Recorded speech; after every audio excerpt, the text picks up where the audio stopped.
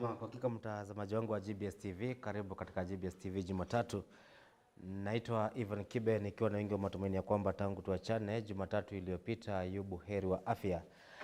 Leo ni siku ya 20 mwaka 2025 mwezi Januari, na tunaingia katika awamu yetu ya mazungumzo ambapo tunazungumzia kuhusu uvumbuzi na teknolojia katika biashara. Kumbuke kwamba hivi sasa tunavyozungumza katika taifa la Kenya tunazungumzia uvumbuzi ama ukuaji wa kidijitali kama mojawapo ya ajenda kuu za serikali ya Kenya Kwanza. Ndio maana ningetaka nimweke mgeni wangu hewani ambaye ananisaidia kufanikisha mazungumzo haya, si mwingine fahamika kama Leni Munene, ambao ni mwanzilishi wa shirika la Web Mall Hub.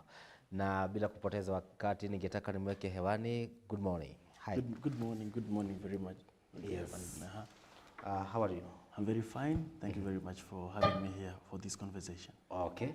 Let me say that it's an honor to have you this morning. And I would wish to give you just 1 minute to say hi to Kenyans who are watching us from different parts of Kenya. Karibu. Hello Kenyans, and it's an honor to have you. My name is Lemi Munene. I am the CEO and founder of Web Mall Hub. I'm proud to be here today to talk about innovation and especially in technology for business. I'm looking forward for a conversation that will be both enhancing, knowledgeable, that will help change your life and maybe enhance how you do business in your day-to-day life. And that is my joy, to at least help one of you to improve and enhance your business operations every day. Okay, asante sana. Mwelekezi wangu ananiambia kama tukijaribu tutumie Kiswahili. Tutajaribu kwa hakika. Okay, tafadhali. So for the last since 2010 we've been talking about the digital highway. So for the last 10 years that has been the government agenda to make sure at least we have a sustainable highway on digital platforms. So I don't know, for the last 13 years or 14 years the journey imekuwa namna gani in the digital highway? Over the last 13 years mambo mengi yametendeka hakika in this republic. Na tangu walipoanza ku create the connection with outside the world, because at the end of the day we are a country that has tumejishikanisha sisi wenyewe, tuna connection na network of our own.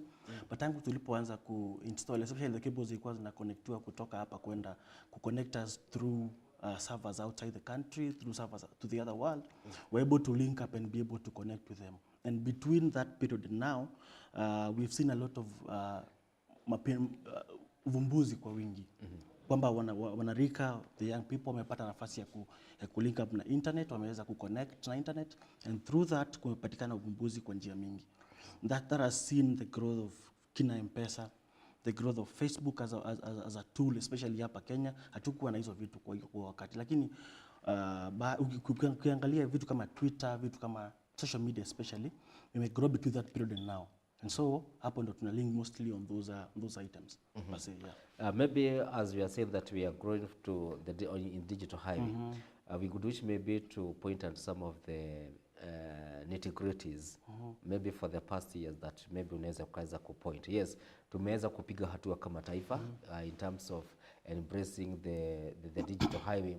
We have seen its benefit, we have seen the creation of job among youths, and also we have seen the easy conveniences of watu kufanya kazi kwa pamoja in harmony. Zamani kulikuwa na kutuma barua, but now you don't need to send anybody. Atuende kwa cyber uandike barua uweke kwa CV. Nowadays maybe you have to do it because it is by default. But now things zimekuwa rahisi kupitia mitandao ya kijamii. But now before we come to how the digital imeweza kuimprove, imewezesha kigezo cha biashara, tuweze kuangalia some of the nitty-gritties and also some of the risk ambazo tumeweza kushuhudia especially in the last 2 years, ambapo tunaweza kusema kwamba the digital highway imeweza ku-explode, and maybe we don't know now going the future what this digital highway hold for us. But for the 5 years ambazo zimepita, how has it been? Over the past 5 years, kumekuwa na a lot of growth. Of course, with every growth comes a huge risk. One of the risks imekuja ni kwamba kuna a lot of challenges to do with hacking, to do with theft of information, and personal data especially. So the fact that many of us are on social media right now, and many of us are exposed to the internet per se, is a risk per se. Kwamba, a lot of information is out there right now today. Many people know about you, yet you're not giving them the information. So if they want to know, they simply need to go online and check this so and so, and they check that. But being the risk, there is also an opportunity in that. Kwamba uko na uwezo wa kufika pale nje na you communicate out there. We've had many celebrities and many jobs have been created also in this field. So it is a field that has a risk, but also it has some big advantages, especially because with the jobs being created, there's also a risk of information being out there and being lost out there. Yeah. Okay, thank you. Those are some of the positive, but let us also look some of the challenges. And we are talking about the challenges. Let us talk in terms of the access to digital highway. Anyone can access, regardless mahali yako. Anyone can access, regardless of years. But ukiangalia nowadays, tunasema ya kwamba the character, what people are learning there, what students are learning there. Let us also try to look at such area. It's for everyone, that's true. Both the young and the old. And there's a lot of opportunity in there though. Despite the fact that there is a lot of problem with the data, people are losing their info. People have a problem with whatever is happening there, because the young people have access to content that they should not access. That's true. But then at the end of the day, even though they have access to that, we cannot really vilify it because of the problems with accessing small issues with the opportunities that it creates. It's true that there is a problem, data privacy. It's a problem. There's an issue with the fact that people are being harassed online. There's a lot of harassment that is happening online. People, both on personality harassment and also for businesses per se. But then if you look at whatever opportunity it creates, whatever chances it gives to a business, then at the end of the day, the advantages outweigh the disadvantages. So there are so many disadvantages, I agree, but then we cannot really stick to the disadvantage and say we completely push it out. Yeah. I like the way you talk about the data protection. Yeah. And before we come to data protection, I would wish to take you back, I think some years back, during the former President Uhuru Kenyatta. Yeah. He signed computer cybercrime, cyberbullying, or computer misuse. I think some years back. Yeah. I think for the last 3 years, we haven't seen anyone being punished and all taken that seriously. But now, with the Gen Z, with these, what they are calling expose through cyberbullying, to expose, kutumia picha ambazo wakati mwingine hazileti shangwe kwa viongozi wa kisiasa. So, what do we expect? Because now, it's like we're in betwixt. We don't know whether we, as a country, we choose to graduate into this use of digital, or to lock it because of the challenges that now the government is facing. I read somewhere that the government has now difficulties maybe to sell its agenda through the social media, simply because it is easy through the social media also to counter fake news. Yeah, true. And people say that government is one of the spread of the fake news.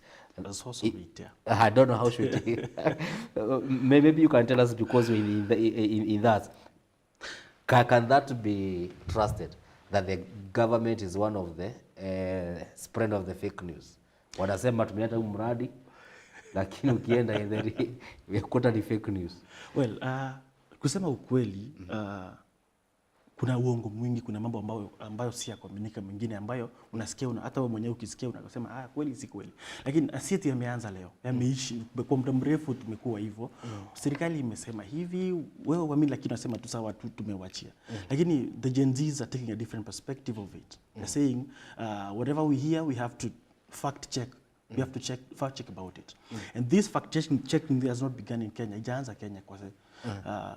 Juzi tumesikia Facebook wakisema they are trying to step down on fact checking because at the end of the day, even if it's some of things are not true, but some of them are leading to some truth. They are a way to something.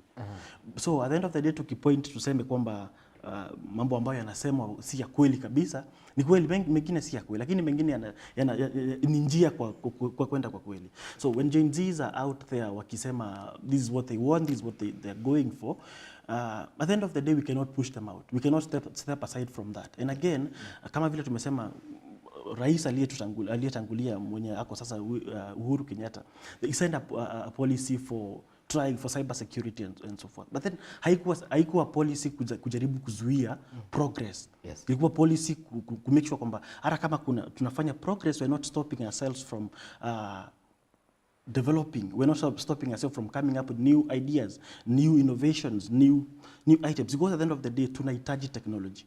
Hata kama tutasema ina mabaya, ni kweli. Juzi unaona wanasiasa wanasema wameonewa, wanapigana na hao lakini haimaanishi kwamba tusikize ambavyo wanasiasa wanasema, tuende njia nyingine, nchi zingine ambazo kwamba zinazuia social media, zinazuia internet as per se. We cannot go back there. That is more or less like holding democracy back, and that is not what we are doing as a country. Na naamini kwamba tunahitaji uvumbuzi uzidi kukua kwa njia ambayo unakuwa kwa sasa. Yeah. I would wish to take you to one of their President William Ruto manifesto or agenda. Is to make sure that tukipiga simu hatutumii credit. One of his manifesto kwamba tukipiga simu hatutumii credit. Vinyata imalisha ukuaji wa kidijitali. Na if I can remember very well, ni every society kwa kila kijiji kitakuwa connected na Wi-Fi. Those are the words that somebody can hold the president to account. Yeah, if you go to his manifesto, if you go to his promise, that's what he promised Kenyans. So I don't know, first of all, before we come to the place where, and it's like he is turning back from his manifesto, that instead of connecting kila mtu into digital hub, now he is saying that if you continue this way, I might lock this Twitter, whichever it is. But now, let's get to what the government promised vis-a-vis of what we are seeing now. To comment on that, it's unfortunate that we are even considering, we even imagining going back, because we've had a lot of progress in the last few years. Maybe ungeazia kwa kujibu kwa pale ya ni kweli tuliahidiwa ya kwamba tukipiga simu hatuhitaji kuweka credit, sababu Wi-Fi itakuwa kila mahali kwa kila kijiji. Ni kweli, hadi ilipeana, hadi sokoni, hadi barabarani. Rais alisema kwamba tutakapojaribu kupiga simu, tutatumia credit, tutapiga simu hadi wakati tunataka kupiga. Is it possible? Yes. Is it achievable? Is it achievable? Yes. Unfortunately then, our priorities are not really right. Because it's possible to simply call, ukitaka kupiga simu saizi upige nchi nyingine, whatever country it is, upigi simu uweke credit kwa simu anymore. Why? Sababu it's easier to go to a place ambao kuna Wi-Fi, unapiga simu na you're connected and you talk normally. Yes. Yeah. So we can say at least your agenda iko fulfilled hata kama ni kidogo. Not necessarily, because it was there originally, it was still there. Yes. Tulikuwa tutapiga simu bado kupitia kwa mtandao hata kabla ya rais akuje. Lakini manifesto yake ilikuwa inasema kwamba tutaweza kupiga simu among one another. Which is not possible right now. We can go through other medias. We have other ways to connect to the internet. That kuna kampuni ambazo zimekuja juzi ambazo zinatumia satellite, which can actually offer an opportunity for us. As a government can decide to actually invest in those specific lines. And in the next 5 years, we can actually get there. But then we have to just put emphasis and a lot of effort towards that. Yeah. Maybe I could ask now, what has happened? Maybe from your data, how many digital hub has the president has been able to fulfill?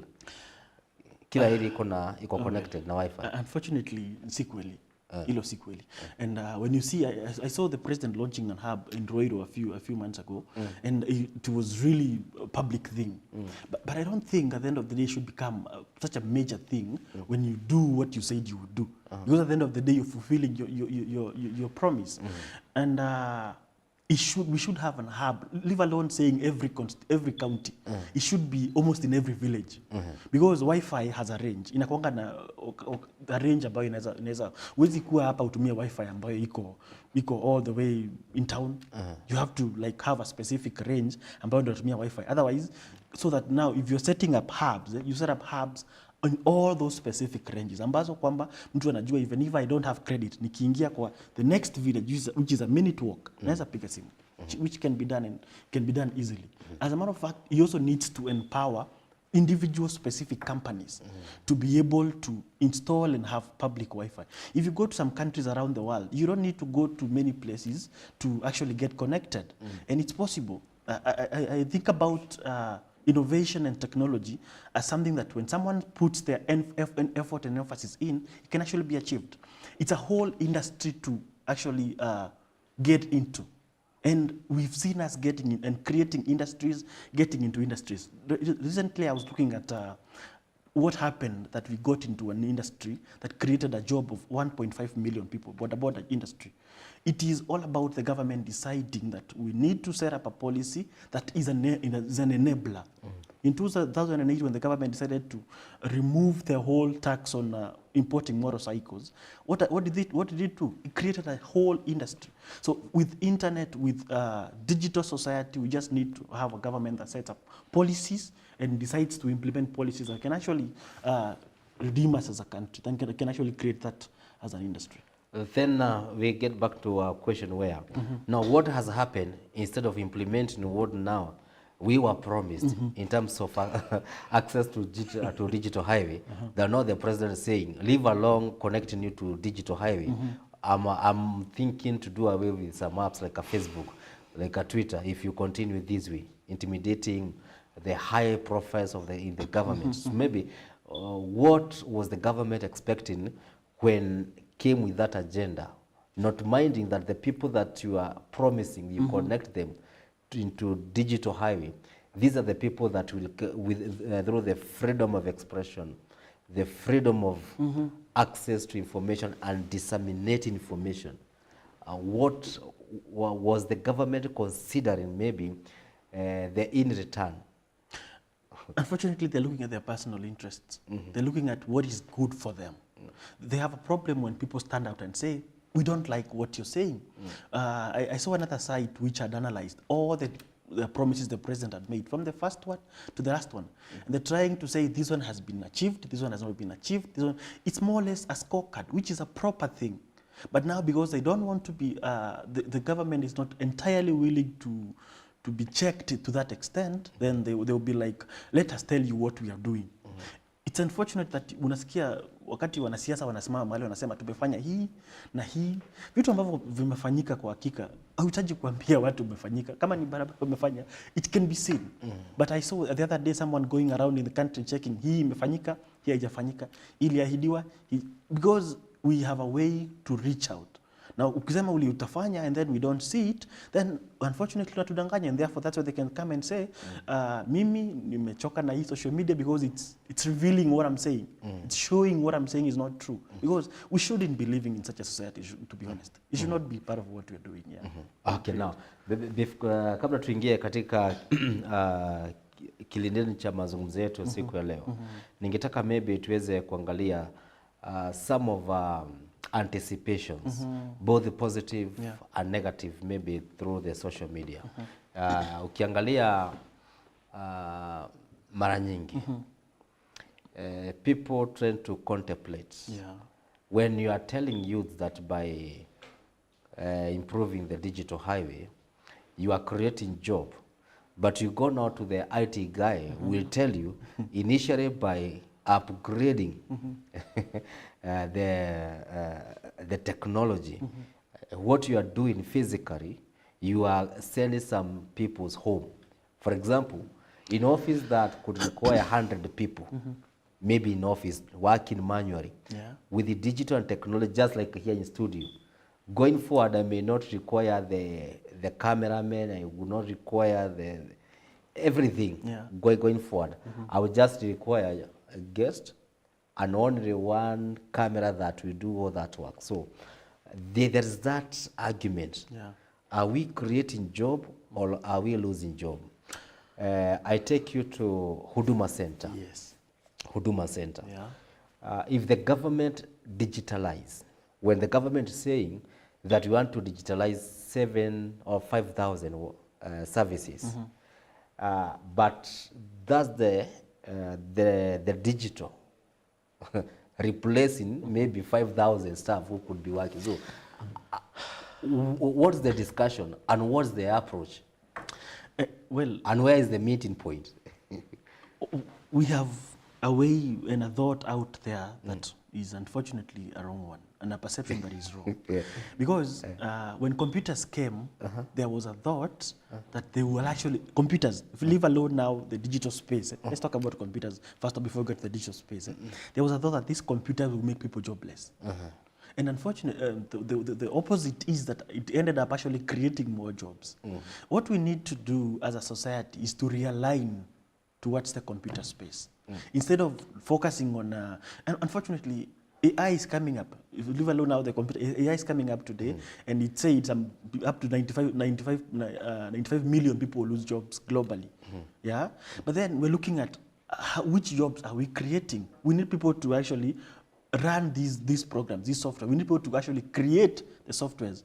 They run on some servers. We need people to maintain these servers. You understand? This is not even the technical job itself. We need people to run constant, to develop programs, kutengeneza hizi vitu. Tunahitaji watu pia ambao wana host hizi computers. At the end of the day, hata kama in the studio utahitaji kukuwa na watu ambao wanafanya kazi, you still need to have people being there to run the programs. Unahitaji mimi uniulize maswali, unahitaji pia people wa set up hizo camera. So at the end of the day, it create more opportunities than actually we lose. We will lose some, agreed, that is 100%, we will lose some jobs. But then the point is, people have to actually realign na wakuje kwa njia ambayo wataweza, they enhance their skill, wakuje hii side. I'll give you an example. There's something called the data today, big data. Previously, a few years ago, we didn't have anything to do with data because it wasn't important. Data was nothing. But today, we have a whole industry that is called data scientists, a whole field of data scientists, data analysts, people who are now moving on. It was not a career 10 years ago, but it's actually becoming a career because we need to analyze data. We need to know for instance, the communications we do. A few years ago, I'm told that the president was actually elected simply because some people would sit down and analyze data and decide this is what we tell these people, this is what we tell other people elsewhere. So we need to know that we indeed will create more jobs, and we should not be afraid to realign ourselves. If you are doing something else you're doing, just realign yourself a little bit and enjoy the technology space. Okay, now let's come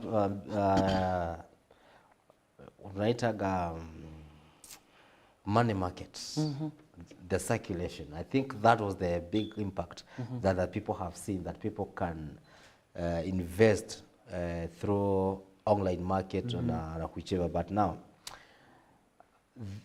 the people, the access, the knowledge, the trust. You see, this morning it might be difficult to tell somebody that through online, risk your 10,000 on online market or a digital market, and then within the space of muda fulani, your 10,000 will come back, and then with the interest maybe. Can we talk about that? Because by the current issues of lack of opportunity among the government, unless ipatie watu hiyo kazi ya mjengo, wanasema wanajenga nyumba, they don't have any other substantial jobs, literally, maybe wanaweza maybe ni 1,000 maybe kwa mwaka, if not such jobs. But now bringing youth into the place where that they can gets money. They can create money through online market. You know, we actually are wrong when we imagine that it is the government that create jobs. The government is not able to actually create most of the jobs we imagine they do. They only but create a proper space for these jobs to exist. I give you an example of the industry that I just mentioned. Yes. It's just the government needs to set up proper policies, because if the president says they will employ 5 million, surely, where are they putting them? You know, there's no that interface and space to put them. But what he can do is create a proper environment. I've seen, unfortunately, some companies are running away now because policies are not being set up right. In fact, niliona kampuni ile ni ya kutengeneza magari walikuwa nafunga. Mobius, yeah. Yes. I think walikuwa nauza hiyo kampuni this week. I don't know, something like that. Something to confirm. Yes. It's unfortunate because should be. Is that CCM, something like that? Yeah, CCM, something. I've seen them. They are closing down actually. Yes, they are exactly. Yeah, so I've seen that, and previously there was another one also that had, and this is because of the environment we are creating as a country. We need to create proper environment. Yes. And we need to create a way because social media can actually employ. We have people who are earning millions from having their content on YouTube. Millions. Yes. In this country. We have people who are earning millions from having their content on other sites, Instagram and others. You understand? Yes. So it is not simply that the government is creating jobs. They just need to enable the environment, create a proper environment that is enabling. And once they do that, then we have jobs.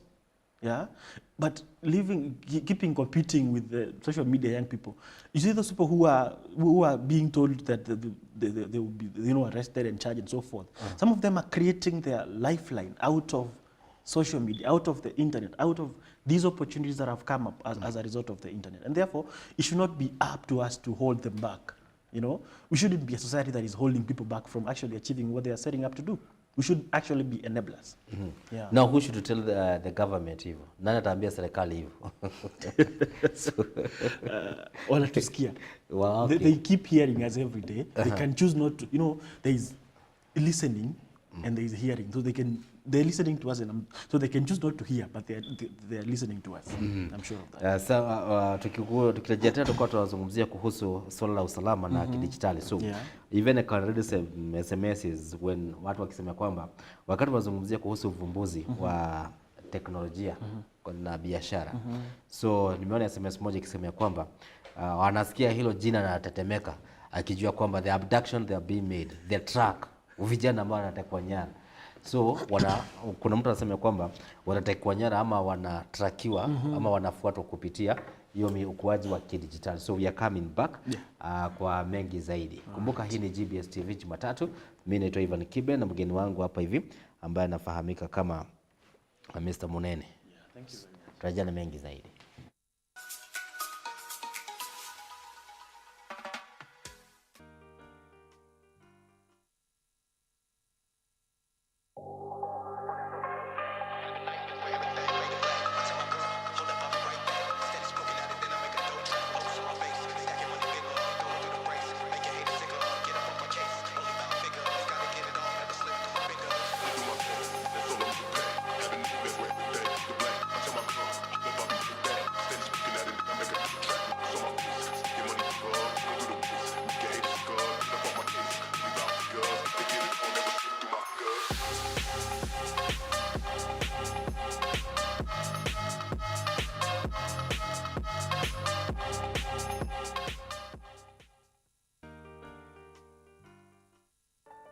This program, Out of Despair, brings people out of a desperate situation. And once the Word of God comes in your life, you are able to live a very happy and a very beautiful spiritual life. The Bible says the church is a meeting of those who are truly born again. They are washed away from their sins. They are saints. In other words, this movement coming back to the Father is what we can call repentant. Don't think to say within yourselves, you have Abraham as your father, for God is able out of these stones to raise children unto Abraham. And so saints, people who are holy, who are made holy, they are a church. How about the rest? The rest who are not a church, then they can never be called a church. May God bless you. May God keep you. Thank you.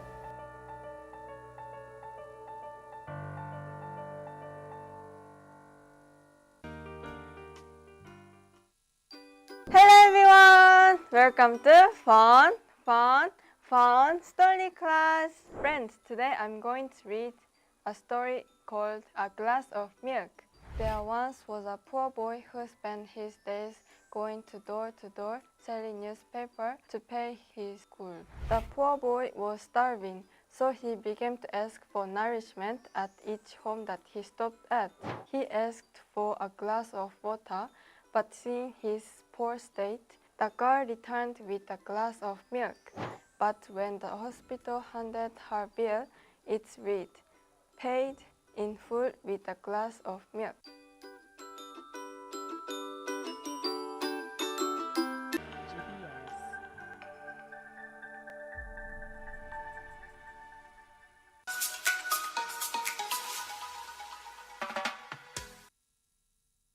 Karibu tena mtazamaji wangu wa GBS TV. Tunaendelea kuzungumzia swala hili nzima kuhusu ukuaji wa kidijitali, uvumbuzi pamoja na biashara. Karibu tena tuweze kuzungumzia swala la usalama wakati tunazungumzia kuhusu ukuaji wa kidijitali pamoja na biashara. Karibu. Asante sana. Naam. So nilikuwa nimesema kwamba kuna SMS nilikuwa nimetumwa hapa hivi wakati mtazamaji anatutazama akiwa nyumbani anasikia tukizungumzia kuhusu ukuaji wa kidijitali. Anasema ya kwamba we never thought ya kwamba ukuaji wa kidijitali utatu expose to the point where somebody anakukujia hadi kwa nyumba. In terms of security. Well, security is one of the evils we cannot run away from, because we can actually trace, we can actually tell where you are at any given point. That's not a problem. That's not really a major problem per se. But the most important thing is we have a society that does not vilify people by their opinions. You just stand up by your opinion and stand up by your position. At the end of the day, people who are being tracked, most of them, ni wale kwamba wanafanya these caricatures online, and who are giving their opinion against the government. Those are the ones that are being tracked.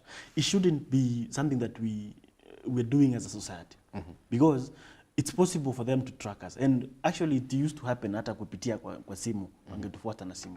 Social media, internet ni kwamba imeifanya easier.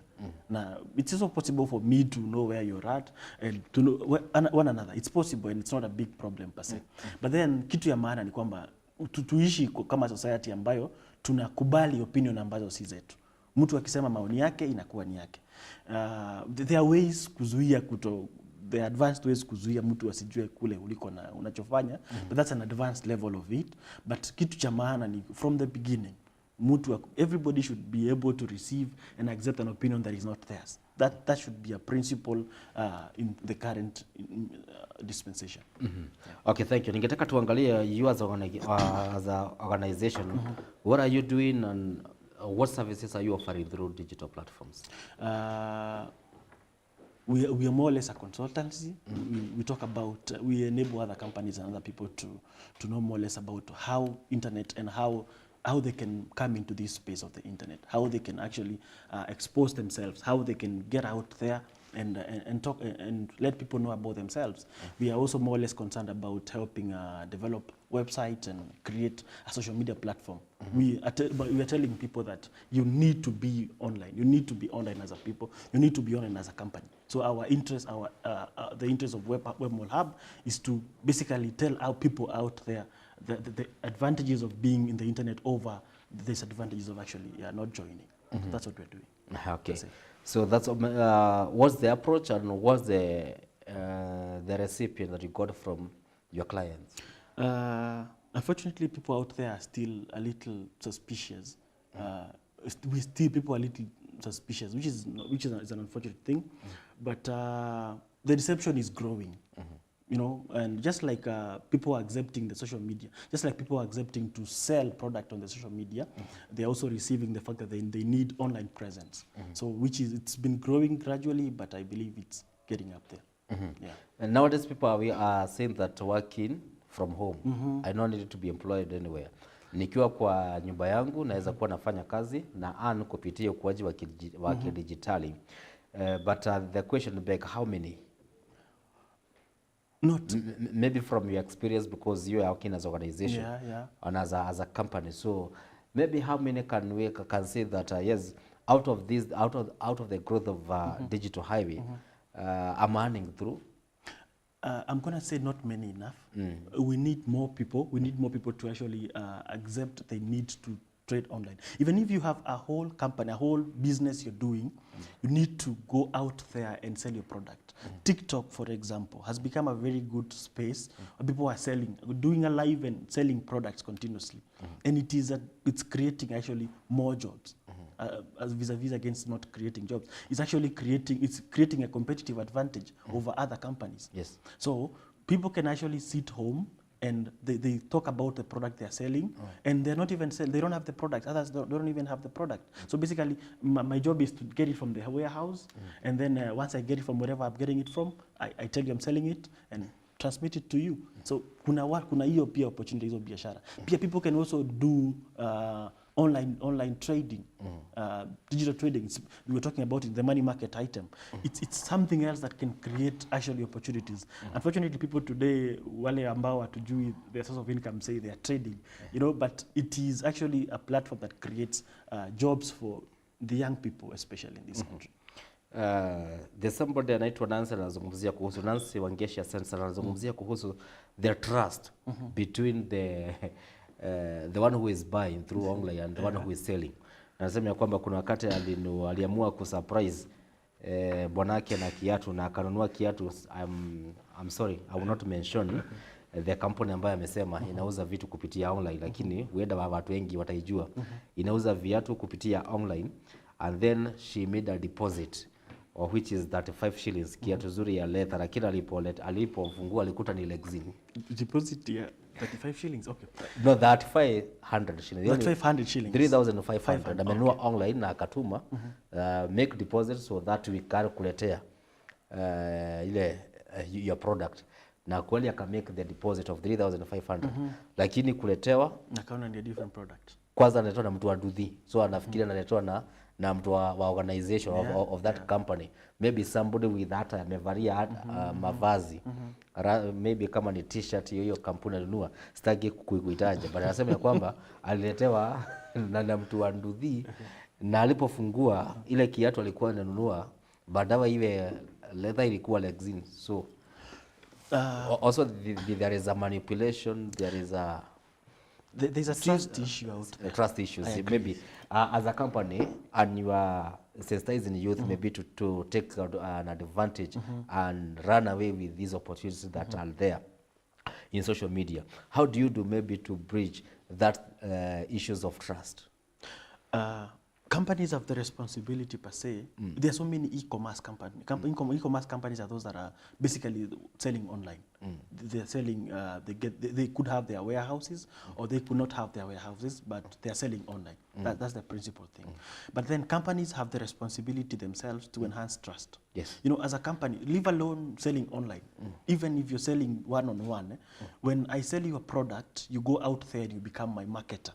And go get your products from that person. And that is how companies grow. Yes. So even online, companies have a responsibility to really ensure that the members can trust them. And again, before you actually can purchase a product, you do due diligence. Companies, online, we have a way to know what people are saying about a product. Those are called reviews. Some products are highly reviewed, others are not properly reviewed. And therefore, you can check and find out what reviews are attached to this product. What are people saying about this product? And actually, you can know more about the product from what people are saying than from actually what is written there. Because people will tell you, I bought this product 5 days ago, it was not this. You see, that viewer, for instance, can say, people do not believe this one. Not the company per se, but the product. Because at the end of the day, someone else will buy a different product from their site and be very confident. So they can simply say this product is not sufficient, and therefore they can give a review. You have a range from 5 to 1, from 5 to even 1 review, and give a comment out of that review. So basically, you have a way you can review, check the reviews. First of all, what are people saying about these things? Okay, leave alone the fact that the companies have a responsibility to ensure that they can also be trusted out there. Yeah. Maybe as a company, and this is something to do with advocacy. Maybe what are you advocating? Maybe for people to sell and buy product literally selling and buying, all offering services through social media. Which do you think is much better? Maybe as a company, what is your advice? What is your focus on that?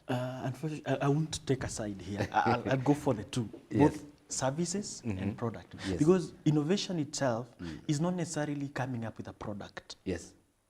That's one of the things, fine, but it's not necessarily coming up with a product.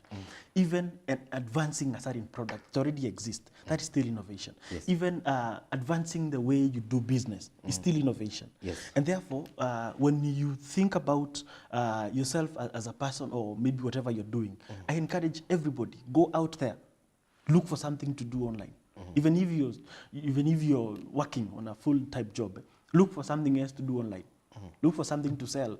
Look for something, a service. Yes. You can even be directing people, tell them there is, usually on traffic from along Thika Road and among these, we have people who actually do, they tell people there's traffic here, avoid this or avoid. You can actually take up that and decide this is what I'm doing. Yes. So there is a lot of opportunities online, both offering services and selling products. You don't have to actually be selling a certain, but have something you're doing. Yeah. At least kuna kitu nafanya. Yeah. So let's talk about the collection of the government through the digital highway. Yeah. In the previous the finance bill ambayo rais alikataa kutia sahihi ilikuwa ina propose that every money, maybe if I'm working online, every money that I'm making, that the government has its share, maybe 5%. So are we at that level? Not yet. Actually, I would say it should be, the government should encourage more people to, before going into it and taxing them, they should encourage more people to actually get online there, get online and do something. Because if you have, at the end of the day, the government should not be thinking about creating, increasing taxes and more. They should be thinking about increasing the tax base. Let's increase the people who are working. You see, when we have, let's say, when we have an employment level of about even 10% or 15%, that's too high. So we should be thinking about how to actually get more people joining these online platforms. Actually, the initiative, the incentive should be to minimize taxes. Because I remember the industry I mentioned about, and I said, if you actually remove the industry, you create jobs. And that industry has about 200 billion income, revenue per year in this country, according to the World Bank. So basically, it should be our initiative as a country to create more openings online, to have more people doing more things online, rather than looking to discourage them by taxing them. Because if you want to tax, there is no way to, you see, tax is cut across. Someone who's earning 1 million shillings, you still tax them. But someone who's earning 1,000, 10,000, 10,000, you still tax them. So if you do that, then you're actually discouraging the 10,000 person. You should actually be looking to encourage and look for a way for these people to work together and encourage them to actually and get more people to work with them. Yeah. Allow maybe to go to the next or the last segment about this, and we talk about now the digital highway versus moral. In as much we are, you know, there are people who goes on social media, maybe TikTok and Twitter, and their product is the word of mouth, is what they release, is what they say, is how they tarnish people. Think about this, the social media pushers of either a certain political party policy, a certain government policy, a certain opposition policies. Think about those people. You find that the way they only have to generate an income is the viewers ambao wako now. But now, what content are we releasing? Yes, tunatengeneza pesa. Okay. I don't want to mention, but even go to TikTok. You see people are posting even some pornography. True. But their intention is not, they have nothing to do with the pornography. Even they don't care. What they want is how many people will open that link. So where the more viewers, I think, to create views. the more viewers, I think, the more the subscribers, maybe the more they earn. Yeah, true. Are we not losing morals? Tukisema tu tunajipatia riziki kupitia mitandao ya kijamii.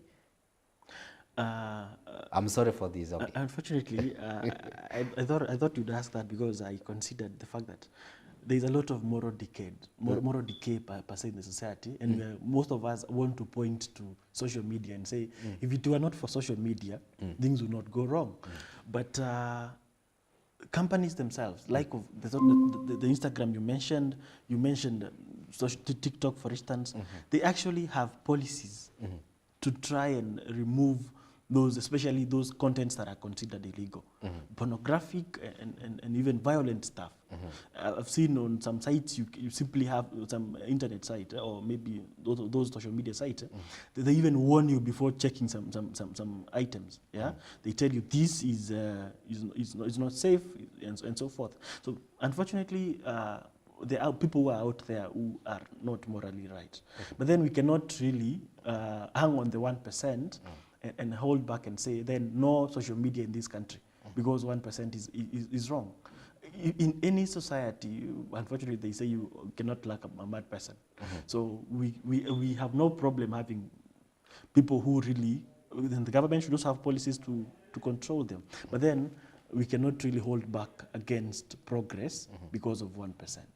It's our responsibility to fight them, handle them, control them, but then get more online. I don't know whether I will talk about the body shaming because hata hivi sasa tunavyozungumza there's somebody ambaye ametuma SMS akisema kwamba achana sisi na mostly they are ladies.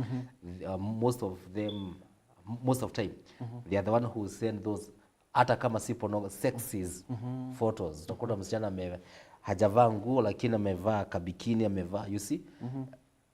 They say hata kama wewe unatuma SMS asema that's how I earn. I expose my body. So, and somebody says somewhere that you may not be able, even the government sometimes, it may not be able to regulate the social media. Maybe the power of the social media cannot be contained. And again, as we say that we may try to contain the social media for the sake of moral issues, what in return are we offering to these people?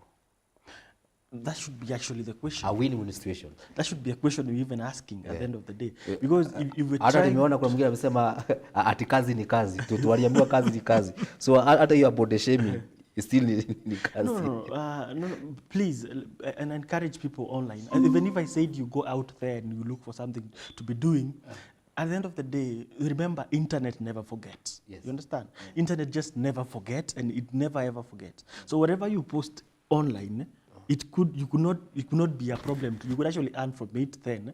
But 5 years from now, 10 years from now, someone could come and check what you're sending, and you're even ashamed of that information. Yeah. So as you're making your income, you're looking to get an income there and then. You shouldn't do things that 10 years from now you'll not be proud of what you're doing. Yes. I actually encourage you, just do something because internet never forgets. You will see a video that you posted 10 years and you're like, oh goodness, how did I do this? And simply because internet just never forgets. So I believe whatever you're doing online, you should be focusing on both making income, making a revenue, and also at least trying to maintain some level of decency and dignity. Okay. Yeah. Okay, thank you. Maybe in the remaining 3 minutes. So tell us your services, and then maybe if I need your services, if I need any consultation about, where do I find you, please? Currently, I'm currently online. You can actually reach me through either my email. Our website is down for now, but it's under operation. But you can reach me out through either my phone numbers or my email, and I'm available on that. I receive contact for communication, for consultancy. I'm available to even offer guidance in case you feel you want to venture on a certain space and you don't know what it offers for you. I'm very available to actually offer guidance on this through my phone numbers and my email address. Yeah. Maybe if you don't mind, and for the sake of those who would wish to get your services, maybe you can share that contact watu wanaweza kupata nayo. Yeah. My phone number is 0716 75 9842. 0716 75 9842. The email is lemmy.mun @gmail.com for now. Yeah. Okay, thank you. Maybe you may share your parting shot. Give us your parting shot. Yeah. Yeah, please. Yeah. The most important thing I want to encourage you, especially the young people and the business people, there is a lot of space online. There's a lot of opportunities online, and do not be left out. Don't be the one that is not with us. Join the bandwagon. Let's together go and create opportunities for yourself. Get yourself doing something. Leave alone the fact that you could be working or have something else you're doing. Get yourself online, get yourself doing something extra online. It's always good to have an extra source of income. It's today, it's the future. Again, get an extra skill. Don't just expect you might lose your job and think you might lose your job. Be tech savvy, be acquainted, have the know-how. And I believe that indeed we as a country are destined for a good future. Yeah. Okay, thank you. I just want to say thank you for making to our program this morning. Na kwa mtazamaji wangu niseme sijaenda mahali, naenda kuchukua Mheshimiwa Joel Monove, tutakuwa tunazungumzia na yeye masuala mengi ya kisiasa. Nataka nimchukue Mheshimiwa Honorable Edward Kinyanjui, mwakilishi wadi ya kule Nyadhuna, that is Kiambu County. Alafu pia kutoka all the way from Nakuru County nitakuwa namchukua my good friend Martin Lunalo ambaye ni afisa mtendaji katika shirika la kiafya, na tutakuwa tunazungumzia mengi kuhusu taifa letu la Kenya. Kwa hivyo sicheze mbali, huo umekuwa tu ni ufunguzi wa Jumatatu asubuhi. Naitwa Ivan Kibe.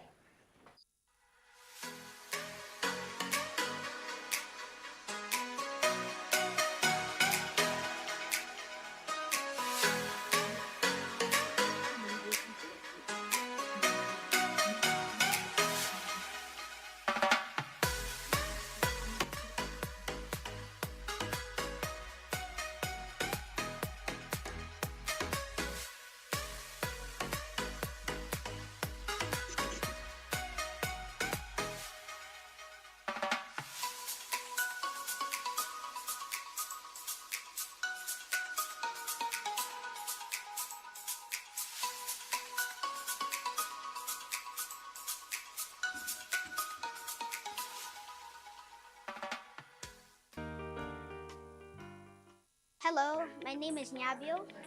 I'm from Mahanim. Call this school a good school because the second my mom saw it, she saw it was